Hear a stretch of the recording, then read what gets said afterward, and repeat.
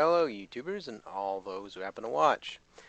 Alright, so, got myself here a couple of the top 4 games of 2009.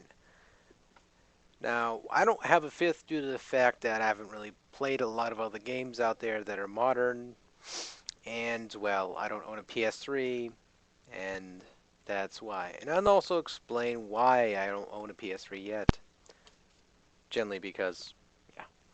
But alright, so these are not no specific order. This is nothing like, oh, 4, 3, 2, 1, like I've been doing with the universe.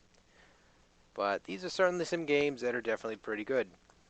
Alright, number 4, we'll call it number 4, is, you guessed it, obvious choice. A lot of people pick this for all the consoles and, well, PC as well, is Modern Warfare 2.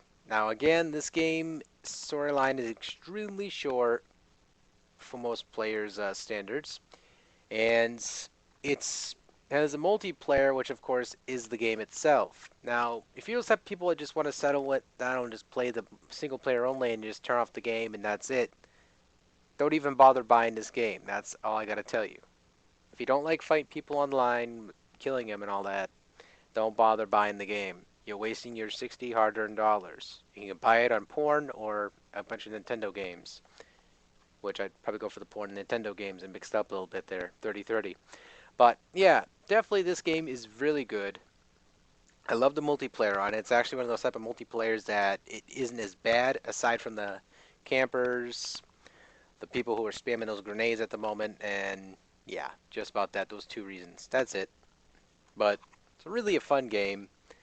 You know, it's one of those type of things you can play with your friends online and just beat the crap out of each other. Very good game. Next game here is something, not always going to be kicking their butts. It's something that, it isn't something you're going to be always shooting each other unless you bunt each other. But if you got the hint from that, my obvious choice, which is one of my favorites for the year, and I was really very, very happy to buy this one, is Borderlands. It's basically an RPG. It has some of that Diablo gameplay. It's an obvious kind of game if you want to sit down with your bros and just play it split screen, or you just want to play it with LAN parties with this. You can have this is of course brought back to split screen. I was just shocked. I was like, wow, it was pretty cool. A lot of people go, who gives a crap, split screen. So, well, for a lot of people who have friends that are local, it's better than getting Xbox Live. Let's put it that way, Chico. But yeah, it's a really fantastic game. I love the storyline. The humor in it's pretty great. I've got to say though, this is one of those type of games that it's short run, but so wasn't Diablo 2, but people are still playing the crap out of that to this day. I think this is going to be one of those type of games for the PC and 360 and all that. It's going to have a long shelf life for a lot of people. It's so many guns to find, and find the best gun is basically what this game's all about. That's really the treasure in this game. A lot of people don't realize it, but that's really what this game's about. A lot of people get bored. We think, oh, it's boring. Oh, God. It's just because they don't like, sitting through that. It's fine, but this is one of the type of games that you can play over and over with your friends and play different classes like the Berserker, the Soldier, the Saren, and the Sniper, or the Hunter in this case. It's really great gameplay. It's like $50 now or so, I believe. You could trade in a couple games you don't play at all, like Tiger Woods Golf. Then, buy this game because it's actually pretty good. So, again, really a great pickup. Definitely recommend this one. Next one here is obviously one of those type of choices you obviously would not really see in the top choices. So, this one right here really stuck out for me because it was obviously the same kind of stuff you would see from typical games out there. Those type of games that you would see in first-person shooter elements. But this game had a couple extra elements that, I felt stood out from the two games I have in my collection. I'll get through those in a second, which ones I'm referring to, and I'll kind of compare it to things. But this game right here is actually Section 8. I just picked this up recently.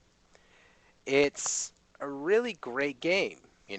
It has a good, strong multiplayer. The single player is okay. I haven't really got through all of it yet. The one thing though you gotta watch out for is a lot of people just sit in one fucking spot and shoot you with their little thing behind them, and they're charging them infinitely, and it's kind of beats the purpose unless you get your own little turret thing and you just sit there shooting each other for weeks. But again, put this game in comparison what you can compare it to, because yes, I'm going to compare this to something. Grab a chair. Halo 3, just straight up Halo 3. The controls and everything, exception to the vehicles being really crappy in this game. I really do not like the vehicles in this game. Riding around them, they just really really crappy controls with the all that. It's really awkward trying to turn things. People go, "Oh well, you just suck at it." No, no, I'm dead fucking serious. I can admit when I'm really crappy at just gameplay in general, but the controls really are bad for the vehicles. Everything else is good though. So trust me, I'll be one be walking and you be taking the tank, okay? But compare this game to a real-time strategy game. Why? Because you can grab these little things that drop in from the sky, and you can plant like turrets. You can plant tanks.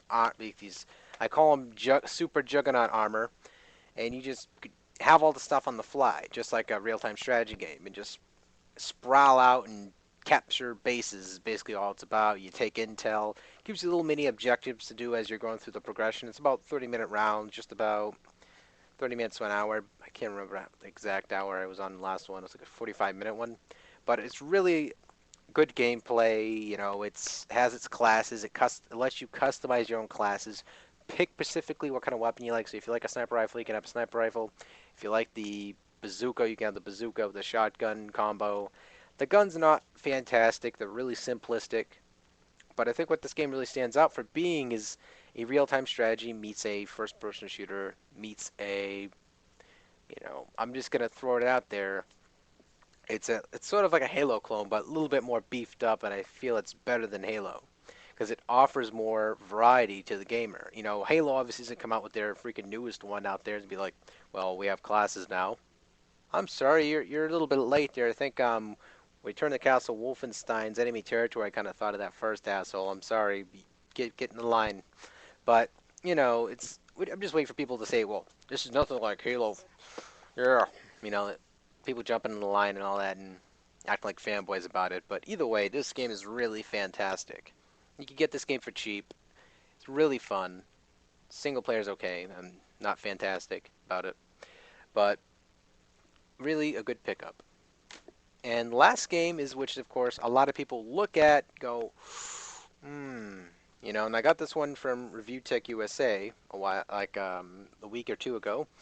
In this game, I've took a little break from it because I got frustrated with the part, but this is Batman Arkham Asylum.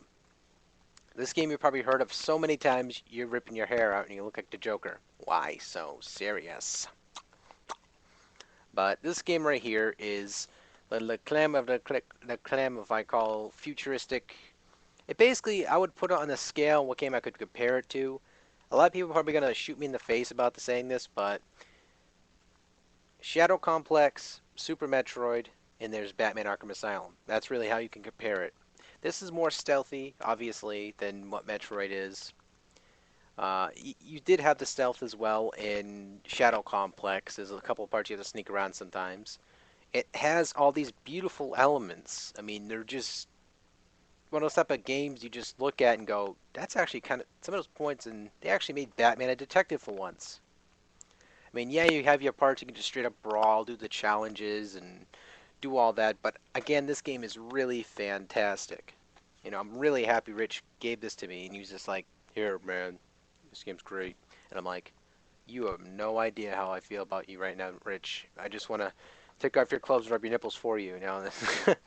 But again, this is one of my top favorites as well for its category, the adventure action. I really consider it more of like a stealthy kind of ninja game. Seeing Batman really is a ninja, and people don't realize that. They're just like, oh, he's a fucking guy in a costume, so what? So aren't ninjas. But you play those games, don't you? Well, yeah. Okay, put Tenchu Glitched of Heaven down and just buy this. This is better. I consider this better than the act, even though, yeah, you put the detective vision on and it ruins the game, but whatever. This game's really great. Pick it up as well. And that's my top four. Time's running out, so I tried my best. This is for I missed. So, my friend Ben bet it words. So,